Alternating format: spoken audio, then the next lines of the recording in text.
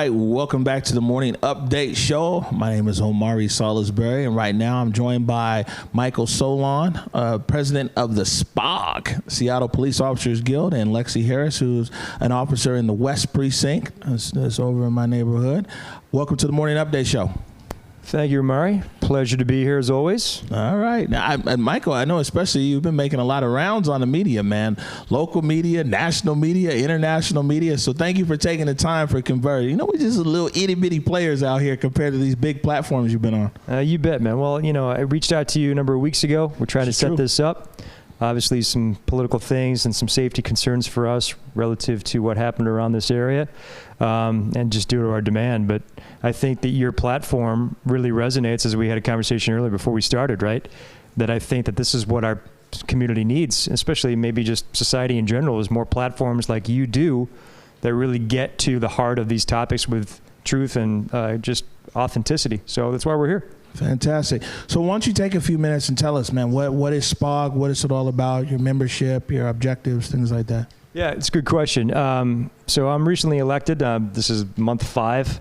We talk about what a way to start with this whirlwind of, we've had a couple of officer-involved shootings since I started. We've had the pandemic, obviously, that's still impacting us. And then obviously with the George Floyd protests. But SPOG in general, we've been around since 1952. And it's a union. It's a labor union that we advocate for the Seattle police officers that do the professional job of policing in this great community, where we focus on hours, wages, and benefits for our people. It's what it is. It's a labor union. And I think historically we've done a really remarkable job as far as advocating for our people. And I think this platform that we have has the ability to circumvent some of the political winds, to really talk to platforms like this, to really advocate for us outside of hours, wages, and benefits. Does that make sense? Because I think historically law enforcement has done a really poor job of getting our information out there with context and truth and ownership when we make mistakes. And I think that's why we're here, is we're going to answer questions, because that's what's been missing, is our side of it, but understanding that we serve at the will of the community. But at the same time, we have to protect the officers that need those some certain legal protections in order for them to be able to do that job, that difficult job of policing. All right, fantastic. And Lexi, but before I go into a lot of the SPOG stuff here, wanted to give you an opportunity to maybe share with the public. You know, you said that you're in the West Precinct. Maybe you could share how long you've been on the force, and you know what some of your thoughts are, and especially in this protest season and things like that. Well, first of all, I would like to thank you. I've been on the front line since day one, since that first Friday, and I saw you kind of behind some of the protesters asking questions that I thought were very good questions. I didn't think you were getting great answers at that time, but you were asking some tough questions, and I thought that was really cool. And I saw you throughout. You kind of bookended it for me from that first day to out here when we left the East Precinct. I don't know who it was on the line, the guy with dreads, but I was back there going, yeah, enjoying what he was having to say. But so I want to thank you for providing that platform. But yes, I'm an officer in the West Precinct. I currently work on bikes. I've been officer for about 4 years. I grew up in Seattle and decided after a career in other things that I wanted to serve the city of Seattle, so I joined. Okay, real quick, because you said you work in bikes. There's a question that we get, and especially the bikes with the yellow mask, and I'm not sure what the whole story is behind that, but what are the colored bandanas that the bikes run? So it's nothing in particular. I think it was just that squad cohesion. Mm-hmm. Yeah, but there's no real significance. Okay, because you see yellow, then there's a blue, it's just like a crew?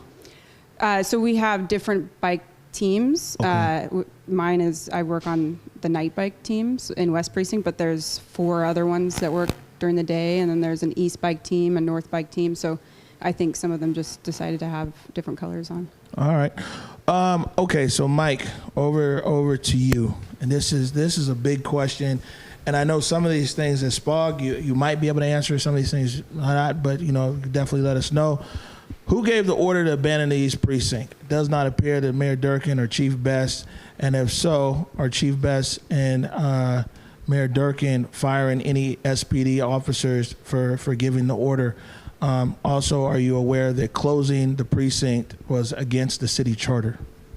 So who gave the order it's going to fall on the chain of command.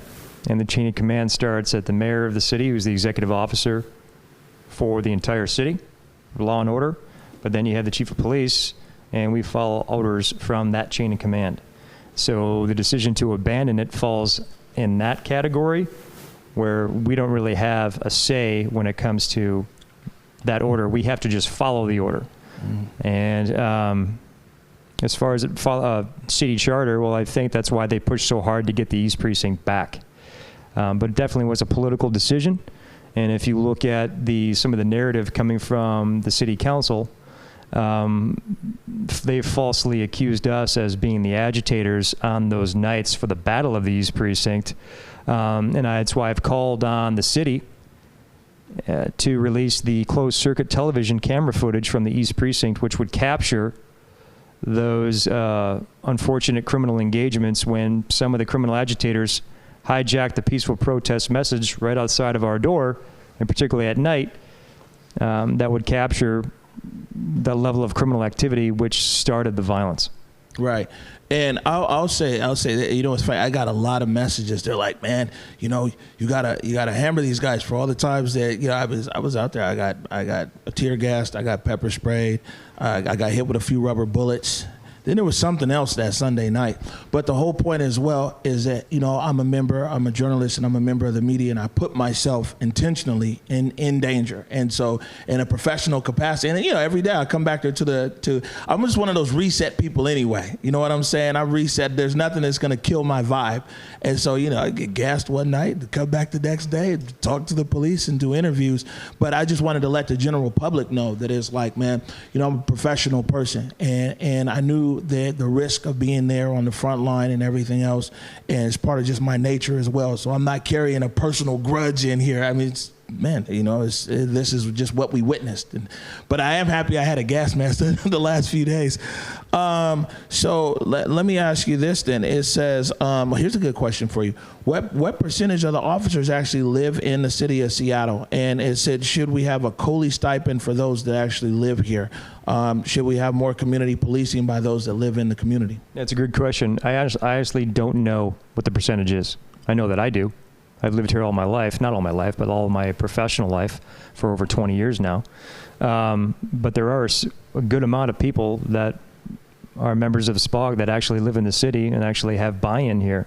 As far as community engagement, well, we've started that well over 4 months ago when I first took office. I hope, you know, your viewership and your listenership goes to our website, seattlepoliceofficers.org, or checks us out on social media where we're putting that information out there. One in particular program that we started is called the Emerald Protection Plan. That came from officers like LEXI or Roselle and Monique that are coming up here in just a few minutes, that direct to community engagement from the line officers that work the street on a daily basis. And part of the Emerald Protection Plan was phase 1, where we worked directly with community members and independent grocers across the city to collect and then donate food. And in 6 weeks' time, we donated over 5 tons of food. And that was phase 1. Phase 2 is what we're rolling out now, is our solution. Not a solution, that's too strong of a term. Our plan, part of the EPP, is to reimagine policing because we serve at the will of the community, which I've said before. And I say we go directly to each neighborhood that encompasses whatever precinct that you live in the city, and either have an elected or appointed community member that is the voice of that neighborhood, that then communicates with the precinct commander, and they dictate how they want policing done in that precinct. Yeah, let me jump in right there. We've heard the word reimagine, and, you know, for the purpose of this show, we'll run with it. One of the questions is, and maybe it's a question for both of you guys, is that how do you? I mean, because I don't think anybody's saying that policing is perfect in the city, and that's what you just talked about. Programs you're working on. We can start with you, Lexi. How do you reimagine policing in the city? For me, I'm really big on like whole systems. So I think that instead of pulling the officer out of these things, they should be more involved. So for an example, we have a lot of really cool programs that we can utilize downtown, such as LEAD or REACH. I don't know if you've heard of them, but helps people experiencing homelessness or addiction. It's sort of a diversion program, and we as officers can divert someone that way instead of going into the criminal justice system, which I think is what we're all looking for, right? As a way to not penalize all these things, but actually find solutions that will mean that they're not, reoffending or get some help with addiction. But once we make those initial recommendations, we kind of are cut out of we don't really know what happens, So the only time we'll see somebody is if they, show up and start reoffending. So I think there could be a greater involvement of officers from start to finish in these programs. Mentoring, I think, would be great if we had people in the community that were willing to be mentors and we knew who they were. So maybe we see a kid out. I work on the 1500 block all the time down on where the shooting was at the beginning of the year. And there's kids I see out there all the time. They're not committing crime or anything, but they're just sort of amidst the trouble. But if I knew a mentor in the community that might be able to give them a little more direction, I'd love to be able to do that, or even divert if they were arrested for a low-level thing. So I think officers need to be more involved, and that's one thing that's really frustrating to me is like the more we push us away, and the more we're only valuing police as like an enforcement element, the worse our relationship with the community is going to be, because that's all we're going to be seen as, right? So that's for me how I reimagine it, is that we are involved more in the kind of the holistic policing of the community. Okay. Mike? Yeah, spot on. Totally agree with what Lexi just said. And ironically enough, the decision makers that are moving this defund movement, which is not just local, but it's a national movement, it's well-funded, well-organized, we're not stakeholders to any of this conversation. And to me, that's more divisive than at a time when we need more unity. And when you remove police officers who are human beings, that we're members of this community, when you remove us, when we're the topic of discussion, I don't think we're really getting to a reasonable conversation. We can come to a middle road and understand both sides. Because I mentioned to you earlier, our voice isn't heard. That doesn't mean that we're right all the time. It just means we're humans and we have a perspective based upon our profession of law, enforcing law, but also our position on the Amber Protection Plan is reimagining community policing right at the heart of it. And if we're removed from it, then we're going to create a bigger vast of a void of reasonableness, and we're going to go down the path, what I firmly believe we're on, is unreasonable activism that is not adhering to the reasonable majority of Seattle, which I now call the ignored majority. That our voices aren't heard. And that's a significant problem. And you saw that right outside these doors on the nights the East Precinct was in contention. That false narrative started by certain elected officials at the council that said we were the agitators. I'm going to keep on coming back to that because that's such an egregious assault to the people that I represent that divides our community more than unites us. And if we make a mistake on some of those use of force applications, I'll be the first one to own it. I think that me personally, just as Omari, if I take my journalist hat off, I won't take this one off because my hairline isn't right. But if I was to take my journalist hat off, for me, I think they could probably go back and forth as far as, and the city should release the CCTV if they have TV. I think the issue is the proportionality of force. You know what I'm saying? And I think that that's really what drew a lot of ire in the neighborhood and everything else was the proportionality, was that many tear gas canisters, in proportion to what happened there. But I'll go back to that. I just wanted to, you were talking about being left out of the conversation. Chief Best wrote a letter to Mayor Durkin, I think it was Friday last week, when the city council first talked about the 50%, and she said that the city council has not really talked to the chief's office have they talked to SPOG or anybody like that? No, we've been completely left out. In fact, the phone calls I've put forth to the council, only one council member has talked to me directly about any of this. And they're one of the ones that don't support this defund movement. How important, if important at all, do you think it is that feedback from the chief and feedback from union and rank and file go into this the defund discussion, the defund talks? It's absolutely important. In fact, it's critical. And if you remove our voice from the table, how can these people that are making these decisions have all the information? And to me, that's unreasonable activism, where I go back to, they do not connect to the reasonable majority of the Seattle voter. And mind you, in November's election, only 24% voted. So that gives me further belief that there's a 76% of the Seattle populace that actually supports public safety. But more importantly, the president of the council, Lorena Gonzalez, well, a little over 6 weeks ago, applauded the Seattle Police Department's work towards training, de-escalation, being a lead agency, not just locally, statewide, but nationally. But now all of a sudden, the council now wants to defund us. To me, that doesn't make sense. And when you remove us from that conversation, our voice is lost. And that's why I'm on your show, and to answer these tough questions, so we can have our perspective. That's why I've almost taken every media request for me to get out there. That's one of the reasons why I ran for the position, because I saw such a void post-Ferguson of law enforcement failing to everybody's detriment, not just law enforcement detriment, but to our entire community across the nation. We didn't get our information out there, and then we let alternative forms of media, the legacy media, dictate the public safety discourse, which has led to more division, much like the false narratives we've seen with the Battle of the Precinct here. But to your point, I'm more than willing to have those conversations later in this conversation about proportionality and use of force, and we can delve into those more succinctly. Right. Yeah, thank you. Having come from the private sector and being a manager of people, I kind of look at the city council and the mayor, they're our boss, right? And they have to manage all these different areas of the city.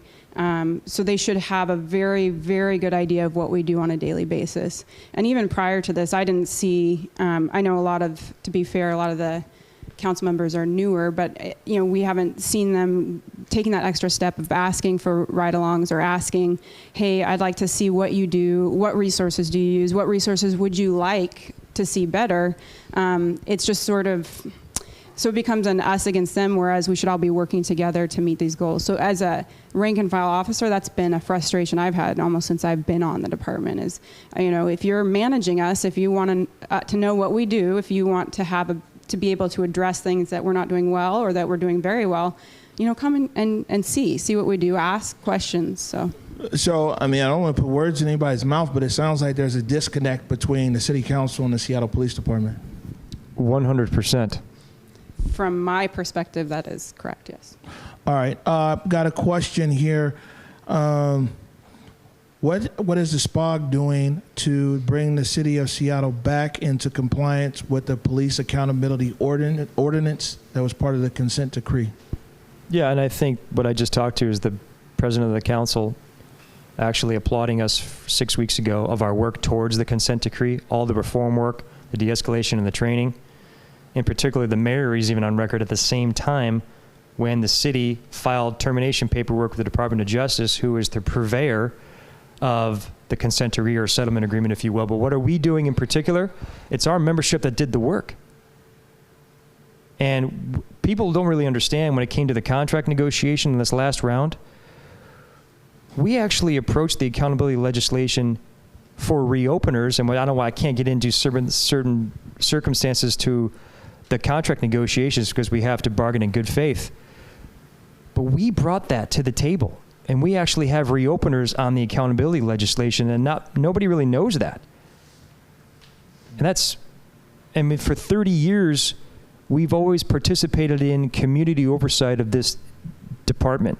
And in fact, in the contract negotiations, I can go all the way back to the early 2000s, we've welcomed and we've supported a civilian oversight of the Office of Police Accountability, Office of Inspector General, all civilian-led. We've welcomed that. I think it would be disingenuous to be able to block that because we serve at the will of the community. However, if our voice is removed from these critical discussions, then the perspective, the context to policing, our experience of how to do the job of policing gets lost. And I think it does a disservice overall to our entire community. Right.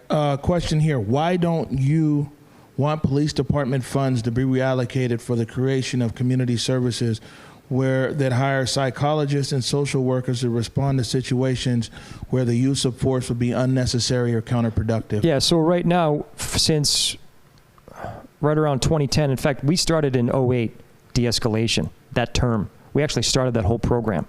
We started working with mental health professionals from day one, and that's only been enhanced for over the next, 10, 12 years. Now we have dedicated MHP people embedded with the department to assist us with our mental health outreach. Now, having said that, I think more succinctly to your point, we support getting out of crisis mitigation calls. Only call those, like we talked about it earlier, we support getting out of that because what it sets us up for is a failed encounter 9 times out of 10 that leads to more division, and Charlene Lyles is a great example. Right, and one thing that we saw is in all of our conversations with people, talking to people from Decriminalize Seattle, from Creative Justice, from Defund, and talking to Chief Best, is one area where we see a lot of similar wording is around the mental health. The 17,000 calls, mental health, and that there's community organizations that might be better able to suit the mental health calls if they had more funding. Go ahead, Lex. I agree. I think because I do work downtown, and a lot of the calls we respond to have a mental health element to them. I think there's so many areas that could be funded better that are civilian. We have some programs that I really like, and I'd like to just say is that we have a mobile crisis team of, but they can come out, they're civilian, they can help people that don't meet the criteria of needing to be involuntarily committed or, they have committed a crime. They help them get resources for the night. They're not, I would like to see them better staffed because they're helpful for us, because we can call them, we can get people diverted. We do have programs that are already working with us that are great, that I would like to see stuff like that increased. I think officers, especially as myself that work downtown, rely on those services quite a bit, and it would be nice. So, I mean, there are some services then. I mean, when you talk to police, not only departments here, but nationally, police chiefs and sheriffs, there are some services that police officers or police departments and sheriff's officers are like, hey, this might be better served outside of our department. Yeah, I would fully support that because I think one of probably the topic of discussion is crisis calls. And it's obviously that our mental health system is failing not just police officers, but our entire community, not just locally, regionally, statewide, across our nation. But the stopgap until there's a authentic, real plan that actually has change, police officers are the last call. Hey, solve this problem for us. And unfortunately, we're dealing with human beings who aren't thinking properly due to their mental health challenges. And that sometimes when you insert a police officer who's the last entity to try to get back order, to try to correct their behavior, which would be reasonable and normal to do, having said being sensitive to the mental health issues surrounding that human being, sometimes those go bad because the person on the other side has a choice. Even if that choice is clouded, we're the only entity, if we don't have the resources available, if we're the last cog in the system, sometimes those go bad and it's unfortunate. Right. Yeah, and I think that whatever solution we do come up with, because obviously this is a turning point and we are going to be coming up with solutions. That's why you're talking to us today, because we're having those conversations. But I do think police will be involved in those, because there are some places that even if the person you're dealing with is not presenting a threat, the area has just kind of random things that happen that are not safe for maybe the person that's going in there with a civilian organization. So, the police might have to come in to provide just sort of scene security, calm people down. And so I'm going back to that whole systems things, is we have to be a part of that conversation. We have to be able to work together to figure out how can we provide the best hands-off approach, if that's what it is, but also keep everybody safe. Because the moment it escalates to where somebody is feeling like they're threatened or their life is at danger, and we come in, sirens ablazing because it's a get there fast, that's going to be a different response than if we all arrive together. We can all keep it calm, and that does happen quite a bit. I don't want to take anything away from the officers that do de-escalate a lot of these calls every single day. They do a really good job, but I'd like to see us work together and not just be shunned away from the conversation. Do you mind if I just go a little bit further on that and use Charlene Lau's example? Her death is absolutely tragic, and I think that's probably the example. You're talking about Charlene Lau's. To the problem, exactly. Where I hope the community understands that 2 weeks prior, our people successfully were able to de-escalate that situation when she had a lethal weapon and she was holding her family hostage. We took her, remanded her into custody for her mental health evaluation. She was released, and then 2 weeks later, she calls 911 to report a burglary to her apartment. Officers get there. There is some information on the call as far as a flag of mental health, but yet they still have to go investigate that burglary call. They go there, 3 to 4 minutes of a routine conversation, but then they're immediately met with a lethal force encounter where that switch happened. And that is a classic example of suicide by cop. And it puts our people in such a bad position because now, number one, race of the officers gets pulled into this. The victim is black, and you pull in the crisis call, the complete breakdown of mental health system, failing Charlene, failing her family, failing the community. Can't we put the focus before the police respond to why the mental health system broke down for her for the years that she needed help?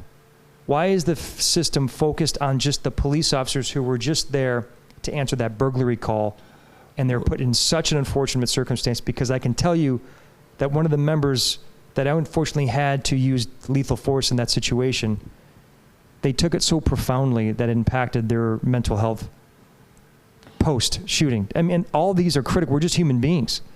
Right. And it's just like, that's a tragedy that really needs to be talked about further. Right. And so a few things is that, I mean, that's the interaction with SPD is what ended her life. So of course, then this is always going to be the point that people discuss more.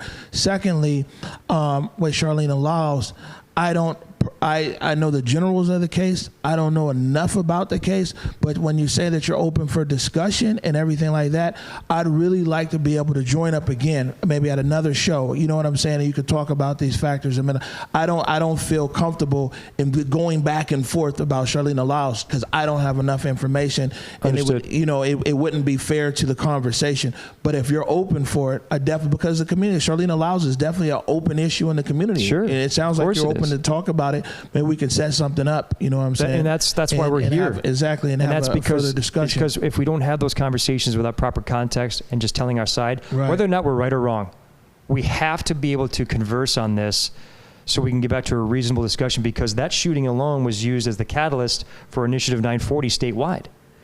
And if the proper context from the police perspective isn't heard relative to that, well, then we're led to these initiatives sometimes that I think does us more of a disservice to just for us to be able to legally protected to do our jobs, right? But understanding that this is the community wanting this, right? And so it's a Right. bigger conversation. So what we'll do is we'll have Nikki put something together. We'll reach out to Charlena's people, and we'll reach back out to you guys on that.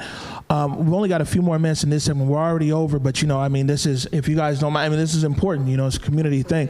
Now, when you talked about, I'm gonna jump forward and come back to my next question. Qualified immunity. This is the thing that where we hear people are on this around the protest here, and it's something they want to push now at the state level, change the qualified immunity. What's your position on that? Well, it's more so a federal conversation, where I think the crux of the matter gets in, but they're already on record as far as the mayor saying they're going to go to the Olympia to try to look at arbitration for police units. Right. And so for us, arbitration is one of those things that we just cannot get rid of or surrender to.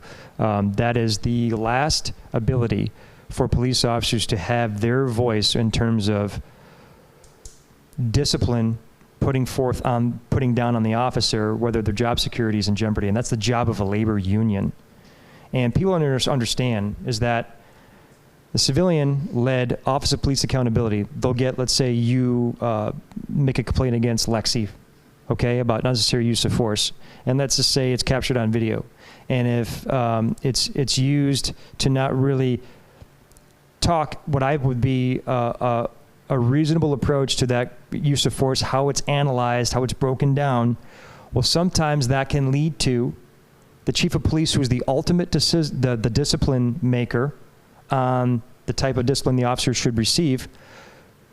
They have to be able to put forth their discipline via just cause, meaning, is that discipline fair based upon the following of policy, the historical context to it, and how it's put forth on the officer. So that's why the arbitration process comes in, because if the officer approaches the union to say, listen, I believe I was unfairly disciplined here for said positions, and the entire SPOG board agrees to their discipline appeal, well, then that sets the chart forward for an arbitrator who's a civilian, a neutral party, to come in. Chief, so here's the thing, and if I have the officer's name wrong, it's public record, but it's Avery. Is it Brandon Avery? I'm not familiar with that right now. The officer who got caught on tape, he kicked the woman in the car. He got fired. The union brought him back. No, he didn't. Oh, you talking about Adley Shepard? Man, it's too many. No, I know that's fine, show. but yeah. Yeah, and so I mean, but the thing is that as my understanding is that from the chief's office, they were like, yeah, man, you know what I'm saying? You're out of here. You're on the woman was handcuffed in the car. I think it shows the video shows him striking the woman. And actually that tape was a big issue because it seemed like the SPD was very close to getting out of the consent decree. And, around the top of the year, and a lot of the news that came out was the fact that he was back on the force because of the union pushing for him to get his job back. As we should. I'm just leading into a question here. It says, describe the process of which an officer could be investigated and fired for misconduct. And is this an internal or is this an external process? Because that's the thing when we hear Chief Baxter, people down at City Hall, they're like, hey, well, a lot of times that the chief's hands are tied because if there is a bad officer, we got bad producers, not in this room, guys, but we have bad producers. The military has, there's we're human beings court-martialed. So of course, there's bad police officers in any profession, bad teachers, Sure. But what they're saying is their hands are tied down at City Hall because the union, through your contract, is very powerful in negotiation where you're able to get somebody back. I'm going to have to push back a little bit about it as being very powerful. So we could have another discussion just based upon that case alone. So understand that Adley's case is still in appeals. So I can't get into the specifics of it. Okay. Right now it's in the Washington State Court of Appeals. However, that use of force was done in 2014. He was fired in 2016. A civilian arbitrator determined that the just cause, which was unfair, that the chief used, then at the time Chief O'Toole to fire Adley, wasn't fair. She agreed that he violated the use of force policy at that time, but to fire him for that, they determined that was too severe of a punishment, so therefore she recommended 15 days. And so now, as a union, what are our parameters here? Did the officer, Adley, have the proper experts to assist in the investigation to give his side of the story, to break down that use of force captured on video? Number one, she was handcuffed, yes. She kicked him in the face, causing him significant injuries. And then you get into the physical element as a police officer, as a human being who has to maintain control, even a female, a handcuffed suspect, who are very difficult to control and can be very violent. Adley sustained injury there. So when you, as a human, you break down the force science of this, when you have that assault, you have to mentally, instantaneously process that it's a direct assault against you, and then you have to make the decision then, how do you react to it? And it's instantaneous to stop that threat, even if they're handcuffed. And so he made the determination to use the force he did with one punch to stop her actions, regardless if she's handcuffed or not. So then what we do is this platform an arbitration which is not done in the process for the chief to determine if he violated policy or not. They don't bring in a use of force expert to question the witnesses and to really delve into the use of force caught on tape. And so is that process fair pre-done before the chief makes a decision?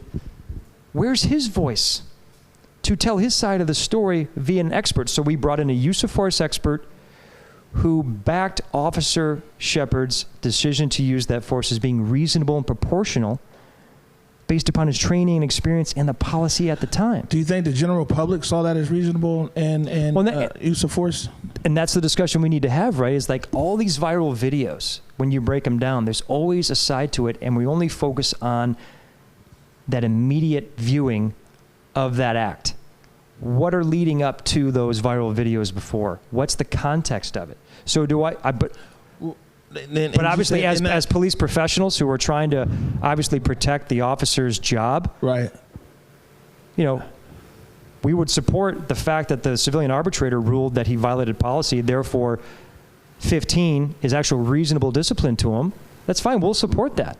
But having him fired, we don't think that's reasonable. Let me hop in here, and then we gotta end this segment. We got another segment coming up here, and I think that me and us here we can agree that we're gonna keep this conversation going, because I mean I think there's a lot of issue, and I'm sure if we check the comments right now, there's a lot of comments. They're very reasonable about, man, well, what's up with this, what's up with this, what's up with that, and a conversation has to start somewhere. You know what I'm saying? Maybe we're having a conversation. I think that.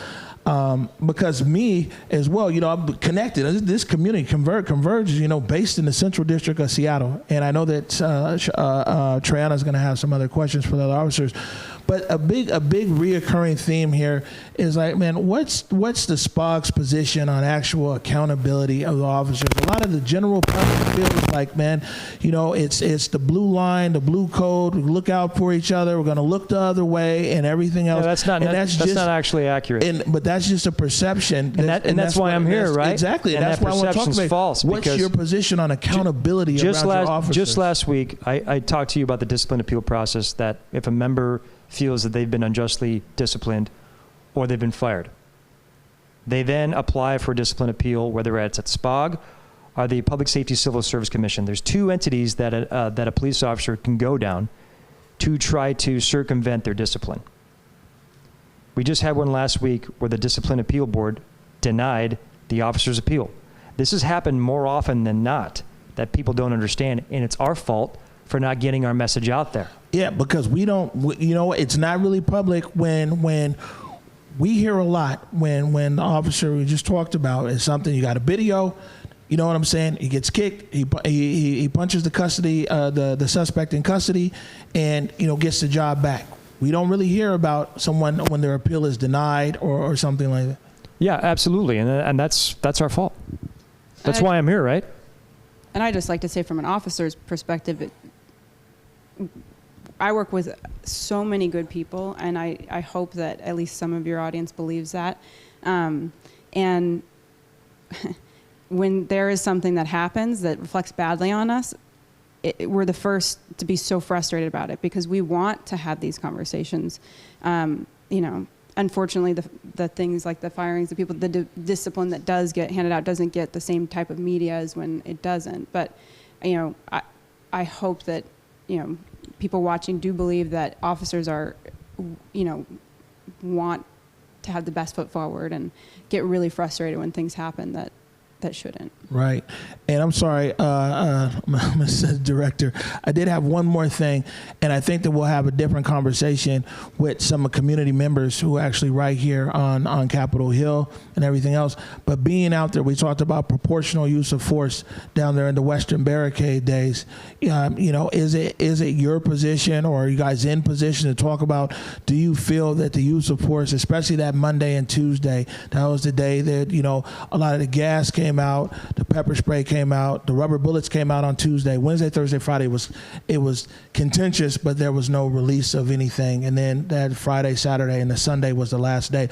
But especially the first 2 days, that Monday and that Tuesday, you You know, and I'm not talking about who started this or who did that, and we look forward to CCTV and all those kind of things, but the proportional use of force. And the reason why I ask is, like, if you go around this neighborhood right here, it's kind of a two-part question. So a lot of people went to work that day and just left their windows open and came back home and may have been tear gassed. There's people who weren't protesters who were just up there with their kids, and there's tear gas coming through the windows. You know what I'm saying? I mean, blocks away when you go over to Pike, and it blew all the way down there to Union and everything else. And so, one, do you feel that that use of non-lethal was proportional? And two, what is the Seattle Police Department, especially the East Precinct, doing here to be able to regain respect and credibility and trust of people who just live in the neighborhood? You know, there's another guy, Robert Flagg, who was an Iraq veteran, PTSD, in 12th Avenue Arts. He talked about the CHOP, but then he also talked about the week before. He was like, man, the National Guard was out here. It was this and that and everything else. So the use of force, was it proportional, and what is the SPD doing to be able to regain, you know, credibility and respect and regain the relationships of people who live in the neighborhood? Yeah, it's a good question. So I'll answer your last one first. Is that when we came in here to clear the CHOP, there were people applauding us, congratulating us, crying, hugging us, profusely thanking us for reclaiming this area. I got emails from business owners who were begging for us to intervene. I got people that lived in apartments close by that did this as well, and they're actually wanting us to do what we did in COVID, where we used our own money, engage the local businesses to keep them afloat on behalf of cops. They wanted us to patronize their establishments to keep them going. So that's what we're doing. I mean, we're members of this community. We wanted to get back in here at the worst way. To your point about use of force being proportional, I mean, I hope it was proportional, but we'll let the Civilian Office of Police Accountability, based upon the complaints that we received, be the purveyor, the vetting, whether or not the officers followed policy and procedure. So I'll talk about each individual use of force case once that investigation's done.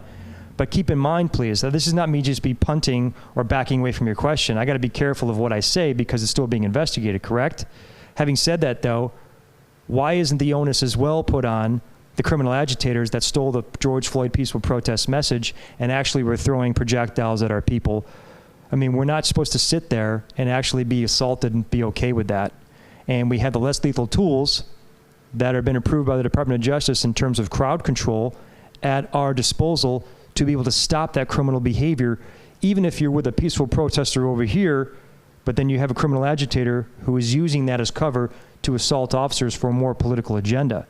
And so for us, I don't know what the answer is. I don't have that answer. We can only react to the crime occurred in front of us to protect ourselves for our working conditions. Now, if we have an egregious example of a use of force being conducted by one of the members that violates policy and violates community trust, I've always said since day one I took this presidency, I would own that immediately. And so if we have documentation that proves that one of our members did something egregious to violate community trust that's reasonable, then we have to own it. We serve at the will of the community, 100%. But I want to put the onus back on the criminal agitators that pushed a political agenda and that the council members falsely claimed that we are the agitators, which is completely false. And I get we don't want to go back to releasing video, but this is me standing up for our people, right? And dozens of injuries, separated shoulders, stitches, broken bones, IEDs, explosive devices. I mean, how is that rational? Yeah, we got there's lots of injuries from flashbangs too. You know what I'm saying? And people getting hit with tear gas canisters, random people getting hit with rubber bullets and everything else. This is one of these things. This is the best thing is like, I think that we have time. And so we have time to continue these discussions and everything. We don't have a lot of time on this show, but it seems like you're open to continue this. And that's the most important thing is we're going to start talking about these things and these issues and everything else. But definitely want to follow back up with you about the Western Barricade. Just to sort of conclude, you asked about how the officers here are reaching out to regain trust of the community. I don't work here, so I don't know personally, but I do know that we always... When you're saying here, you're referencing the East Precinct, because we're right next door to the East Precinct. I think that officers are probably at a bit of a low morale. I'm just guessing, just from everything that's gone on. That was one of the questions as well. Like, what's the morale? Yeah. I'm guessing because, again, I don't work here. But we always notice when we bike up, there's a distinct difference between how we're treated before we hit Capitol Hill than how, and this has been almost forever, than how we're treated once we hit Capitol Hill. So, I would invite anybody who's had concerns and wants to talk to an officer. I think a lot of people are very willing to talk, but starting it with a, getting flipped off or starting it with a FU it's not really conducive to having a conversation. And I mean, I found that when I was on the lines, if people came up and were calm and respectful and had hard questions for me, I'm happy to answer. Yeah, I mean, it was a lot of questions on tape. All those hours and hours of streaming. You know what I'm saying? So I would put it. I can't speak for the officers in the East Precinct because I don't work in the East Precinct, but I would put it on the community as well to be maybe a little softer in your approach. If you're angry, I get it, but come with a little softer approach, like as this, and have a conversation. And I think officers are willing to do that more than you maybe think. So. All right, so man, we're over time by not even a little bit, but by a lot. They're giving me the evil eye over there. But I think one of the best things we have pages and pages of questions, but we definitely got through some stuff today. But I think the bigger thing is that we have a commitment to be able to keep this conversation going. You hit on some very key points that are hot topics, and especially in our community. You know what I'm saying, the Black community here. And you talked about Charlene Lyles. Be able to continue that discussion and talk about issues around accountability. And of course, man, it's still protest season, so the protest as well. You guys are welcome back here anytime. We're going to take a short break right now. When we come back, man, this is a marathon session with the SPD today. We're gonna have Monique and Roselle and Treyana. You are watching the Morning Update Show.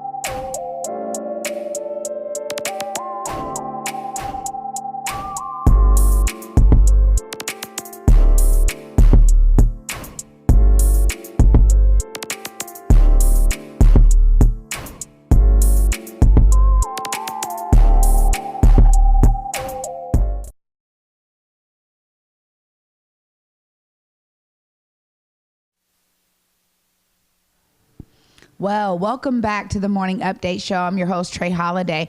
And we're going to continue this conversation with the Seattle Police Officers Guild. I have Monique and Roselle with me. Thank you guys for joining us on the Morning Update Show. It's a pleasure to be here. Absolutely. And our audience, thank you guys for staying tuned, as obviously this conversation is heavy. There's a lot that we want to get into. And so I have some community questions here that I wanted to get into with you guys. And the first one really is about morale. And, you know, you guys are dealing with a situation right now where there's clearly a line, I guess, drawn between police and maybe community, or, you know, the constituents and citizens. And I want to hear from you guys, like, how is that affecting you guys in your work, and how is it making you be reflective about how you move forward? Well, I'll speak first on this one. Just me, I'm Roselle Ellis. I work here at the East Precinct. I've been on for 3 years. And just going around the community right now, it's kind of a eerie, weird feeling, I should say, because, you know, normally when I go about my day, we're waving to people, hi, hello, how you doing? And then right now, you know, you get some community members just with that blank stare on their face at you, and you don't know how they're feeling at the moment. And that's what I really don't want. If there's a problem, let's talk about it. You know, that's what we're here for, to get it out. But by just having a feeling and keeping it inside without voicing it, that's going to make it really tough for us to move forward. So I try to go out my way, still say hi, wave to people, stuff like that. But if the community can just come up and start engaging in conversation, I think we'll be able to get started faster. But overall morale is still, I can speak for a few officers, the ones I work with every day, we're still kind of like, we just don't know. We just don't know. And that's the whole feeling for a lot of people. We just don't know what's going on. But we want to get these conversations started. We want to get things back to some sort of normalcy and just start going on with our lives. Mm-hmm.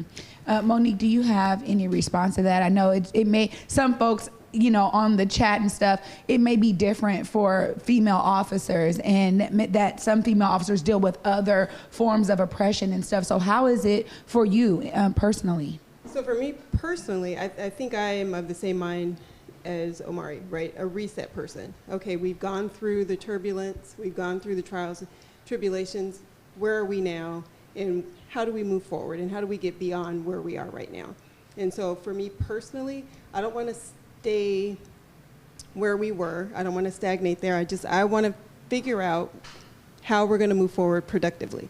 And we can't have a productive conversation. We can't have any progress if it's still adversarial. And so we have to get rid of, just completely demolish that adversarial conversation and have an open, honest discussion about what it means to be a police officer in this city, and what it means as a community member to accept and receive the services that we want to provide.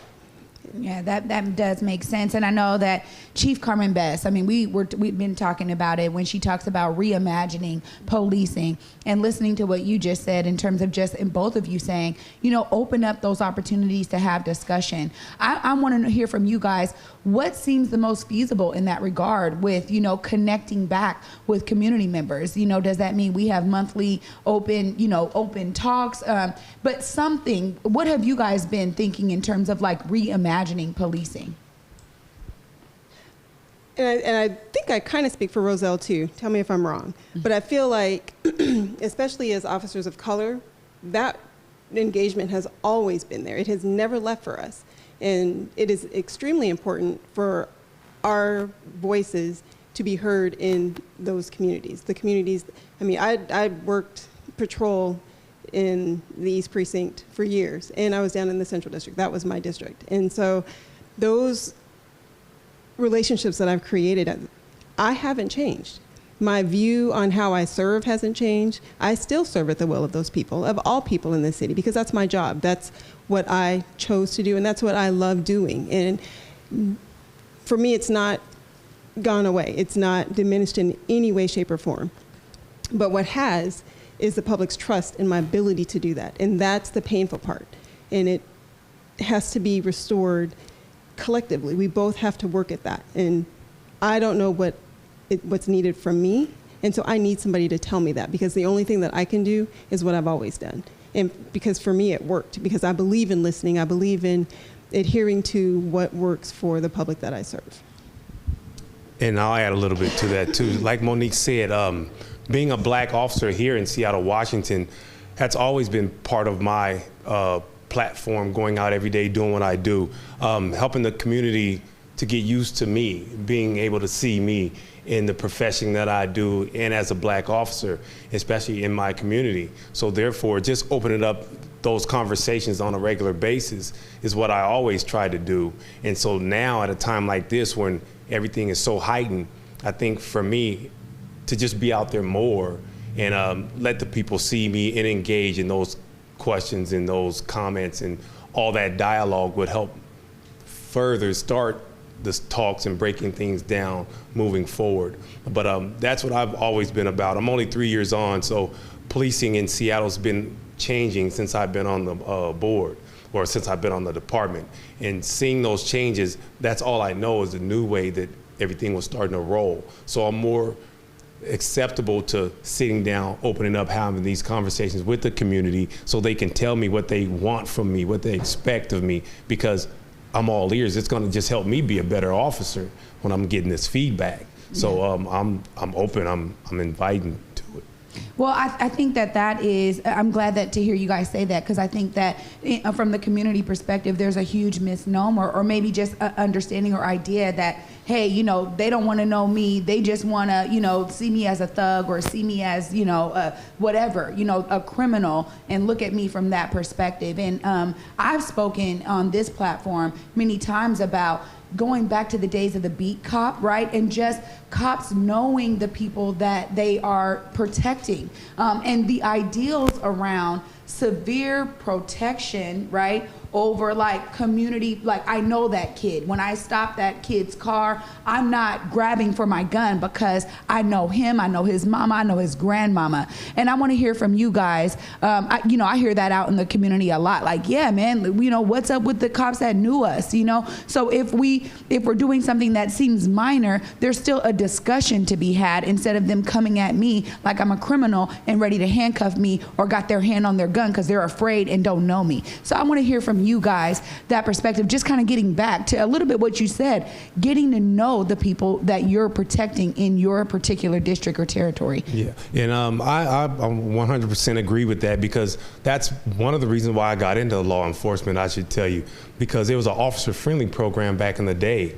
And just me growing up, we knew the cops. They would come when we're walking to school, good job, pass out basketball cards, football cards, and stuff like that. So I got to see them on a regular basis, and that's the officer that I want to be today. I want to know the kids in the neighborhood, because I grew up in Seattle. I know a lot of the older people now my age in Seattle that has kids in high school, middle school, and elementary. So I want their kids to know me like their mom and dad knows me, like their family members know me, instead of me being Officer Ellis. I wouldn't mind them just, hey, Roselle, how you doing? Because we have that relationship. And therefore, that helps break down those stereotypes and those barriers, because now they have somebody to vouch for me. They see me around and they get to know me. And then when I put my uniform on, then if they want to call me Officer Ellis, fine. But if they still call me Roselle, that's fine with me too, because now they see me as a human instead of the police officer with the uniform I have on.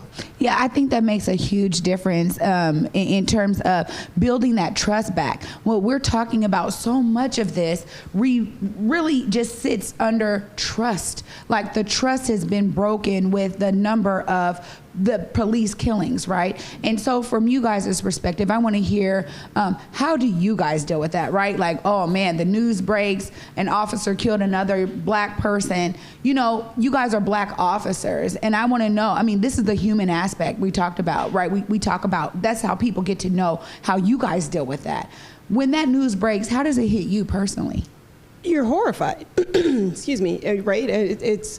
You're looking at, especially with the George Floyd, I literally cannot watch it, right? I have 2 adult sons. And so, and my boys grew up in Seattle. They played football here. They, played all sorts of sports. I coached. So I know and love this community. And for me to see something that horrific it's personal. I think it's personal to every person. And I don't know that it's necessarily isolated to just black people. I mean, people watch that, and it is painful to watch.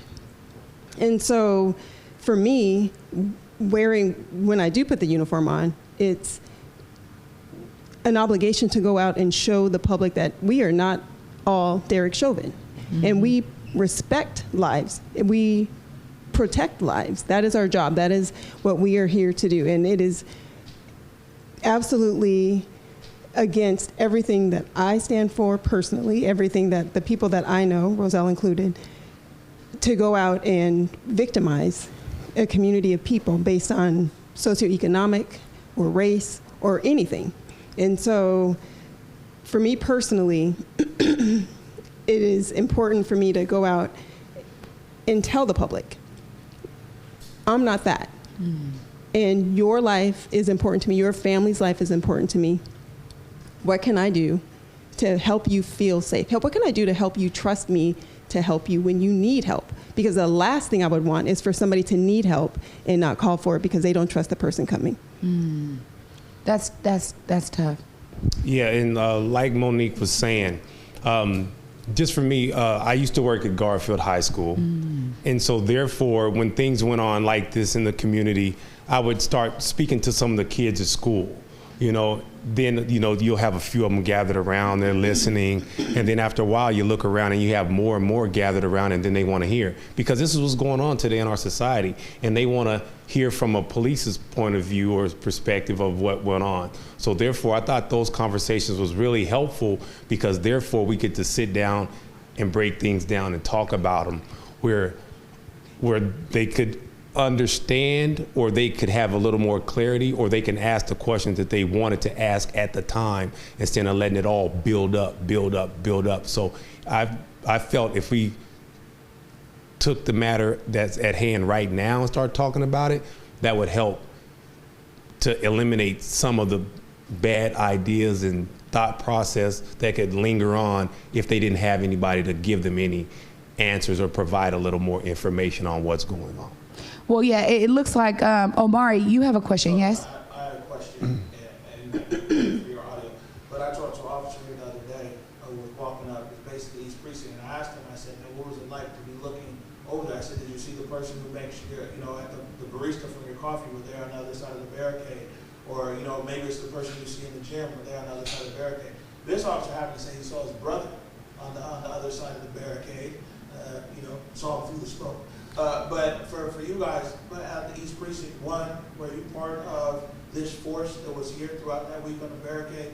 And two, what was your experience from an officer's perspective looking out there? I mean, not so much, in the police tactical sense, but looking out there, and did you see people from the community that you recognize? What was that like? What was that about? So basically, Omari is asking off camera. I just want to make sure we repeat it so you guys can hear it out there. What was it like if you guys were out here and saw the folks on the other side of the barricade, people that you knew, people you have relationships with? How did you guys deal with that? I saw, excuse me, I have allergies. I saw a ton of people that I knew, that I respected, and that respected me and knew what my perspective was on service. And those people were reassuring to me, right? Because I knew that they were here for the right reasons. It was the people that I didn't know and didn't recognize, and I've been here 26 years, and I've worked a lot of protests, and there are people who are common in protest. And so it was, for me, seeing those people that I recognize and the people that I knew were out here for legitimate reasons and want legitimate change, I applaud them. I applaud them for coming out and having their voices heard. I applaud them for having a plan of action, if in fact they did have a plan of action. I respect the fact that they were willing to come and talk to us as human beings and as people and not scream and yell at us. There were people in my family who were curious. I think there was a lot of curiosity around this, and I was here for every day at various locations around because we had, 4 different barricades, and I worked all 4 of them. And seeing the true emotion, at one point I reached over and hugged. I didn't know who she was, but the pain was obvious. And I don't know what her experiences were, but she was feeling some kind of way. And it hurt me to see the pain on her face. And so I get it. I mean, we have all, it would be remiss of me to say as a black person that I have not myself been profiled, that I have not myself had a pretextual stop, performed against me, or that I don't worry about that with my sons. Mm-hmm. Of course I do. It would be disingenuous for me to say that I don't. So, yeah, I think Lexi said it. We don't want bad police officers. We don't want to work alongside someone who does not have and share the same value system that we have. And so as a person watching the protest, at points I was extremely proud of what was being said, about what was being done. The Saturday down at headquarters, Shikandi came down, and his speech was absolutely fantastic. And it was right on point. And after that, he came over, we embraced, and it was a wonderful moment, right? But then that night, when all of the peaceful protesters left, we were left with the people who were off message, who had nothing to do with the advancement of the relationship between the community and the police here in Seattle, and people of color in the police in Seattle. It was for their own personal agendas. And so I think that it's really important to make that clear separation in the two groups. And so when I saw those masses of that march in the South End, I mean, that is a beautiful thing. And it was completely peaceful. So I was very proud. I was very, very proud of the fact that we were getting messaging out, and that it was on point, and it's at a time where it needed to be said. Yeah. I mean, I think that, you hit the nail on the head there, and just in terms of, being out there, like you said, being here for 26 years, it's not, uncommon for you to see and people that you grew up with, people that people that are in your neighborhood, maybe go to church with these people. For me, and I think what I hear a lot in the community, so much of the breakdown goes back to the trust and the fact that there was no longer opportunities to build those relationships. And so the line that got drawn in the sand just became wider and wider. We've been talking a lot about this, but I really want to hear from you guys. What do you think is needed really to bring more trust into the department and more trust into society when it comes to policing? What would you guys like to see different?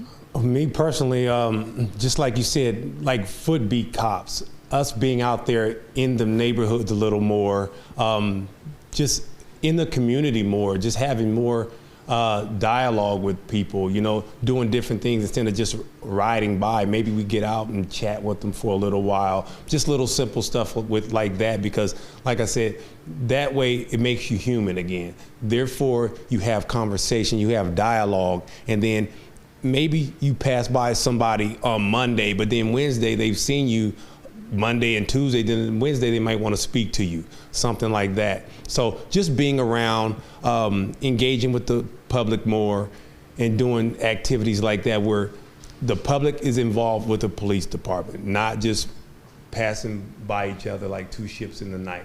As long as I can see you, acknowledge you, and have some sort of just quick dialogue, sometimes that's all it takes. Yeah. And teaching the public, we have a community where the community can go through like training, right? Teaching them why we do what we do, so that it's not so mysterious, and that it doesn't come off as excessive or overly authoritative, so that they know, oh, this is why they're doing that. I think there's a cloud of mystery around why we do what we do at times, and it looks really militaristic or it looks really violent. And I think that people can better understand and appreciate if they know what either preceded whatever is happening or why we're doing it. Just the why, I think, is important as well. Yeah, just more education, really. And that helps to kind of dissuade some of the ideas that maybe you go into your own understanding, then you have something else to base it off of. Obviously with talks of defund SPD, so much of that has been about, well, it's not just about defunding just to defund. It's also about reinvesting in other services that will bring some of that stress off of the police department in terms of all of the multitude of calls that you guys have to respond to. And so I want to hear from you guys, because a lot of what's being said in community is that, look, there's community groups that can do this a little bit better. If we work in tandem with policing, you know, we can have a better system in terms of bringing some more mental health and social services support to some of those calls that are now being held on you guys, and just stretching the police force out very thinly. I want to hear from you guys' perspective. Do you agree with that in terms of, yeah, we're stretched thin, we're getting calls for everything, and yes, we would like to work with community? Because I think maybe, you know, to clear up any confusion around, like, that's not what we want at all. You know, we got this and we know what's best. I want to hear from you guys. Yeah, that's absolutely right. Like you said, a lot of our calls are crisis-related calls and things like that. And I think that goes back to being tied in with the community, because now, therefore, you might know that individual who's in crisis. You might know him on a first-name basis, get to know him. He could be somebody's brother, sister, aunt, uncle, cousin, somebody's related to. And therefore, if we have that relationship with them, therefore, it could help bring down the tensions right then and there on that call alone. But I totally agree, us working with more social workers and more healthcare professionals and things like that will help our job be a lot easier, as well as their job too. But I just very much think that we need to all come together as a collective group of the community and work together, and not be so divisive, you know, you go your way, I go my way. If we come together and we really want to make change and solve something, let's all just sit down and work together. If I could piggyback on that, I think it's important for people to understand as well, just like Lexi was saying, that we have never rejected the people who are trained to do those jobs, right? The crisis calls that we get, we are clearly, I mean, we have 40 hours, I have 40 hours plus the 9 hours of training that we have every year of crisis intervention training. Of course, I would welcome a social worker. However, we have to make sure that that social worker is safe going into those scenes, because people who are in crisis are unpredictable. They, you know, sometimes present very calmly, but then in a split second it changes. And so that changes that entire interaction. And so sometimes we have to intervene and, you know, take the social worker out of it just to make it safe for the social worker. Not that we want to harm that person. And even for fire calls, I don't know that people don't understand that the fire department will not go into a shooting scene to administer aid without us first making that scene safe. And it's only fair to them that we do that. They're not armed. They're not prepared to deal with the potential violence that could occur at those scenes. Well, before we get out of here, I know it's been a really long show, and I just thank you guys for giving us your time. But before we get out of here, one of the last things that I really wanted to ask you guys was about community policing. Again, kind of a lot of the SPD, you know, defund SPD discussions have been around. What we really need to do is invest more in community approaches and approaches that are actually rooted in culturally responsive methods. And I wanted to hear from you guys. It sounds like, you know, at least you two, from this conversation, you guys are like, yes, we want to work more with community. We want to be engaged. We want to have that relationship again. And so there's a lot of statistics that show community policing really does work in tandem and allows you guys to deal with the more, you know, crazy cases or death and things like that. But when it comes to like a domestic dispute or a peer dispute, you know, two young kids fighting, those kinds of things, bringing in restorative justice practices like what's, you know, evidenced at Wall Block and what they were doing at Rainier Beach. I think there's a lot of great data. Even the Federal Way Youth Action Team out in South King County has done some self-policing and just like having a community response team that goes out to these kinds of incidents. And I just want to hear from you guys before we get out of here. Does that seem viable to you in terms of one of the ways to bridge and build those gaps that you guys are now, again, being stretched thin, and just your perspective on community policing? So when I used to be a part of the East Precinct Community Police Team, in the Central District, and it was amazing. I mean, I loved it, and I knew everybody in my, like literally everybody in my district. And so we would meet on Thursdays at the senior center. They had my phone number. They would call if there was a problem. I personally would go out and address that issue if the house had issues. And a lot of good things came from that. I mean, a lot of good things came from that. And I firmly believe in restorative justice. I believe that there are a lot of alternatives to incarceration, and I don't think that a kid fighting another kid necessarily needs that one of those kids need to go to jail, right? And so, yes, I don't know that there would be anybody who would disagree that we could do a lot better with community policing, but I want to also applaud some of the things that we've already done, and I hope that those efforts don't get pushed out and we try to reinvent the wheel, because that was a really good system that we had before. So really, it sounds like you're just like, let's bring back a great system. Yeah. All right. All right. Well, thank you guys so much for joining us right here on the Morning Update Show. We know that a lot of our viewers have been wanting to hear from you guys. And so I just appreciate you guys giving us your time. Stay tuned, everybody. We'll be right back.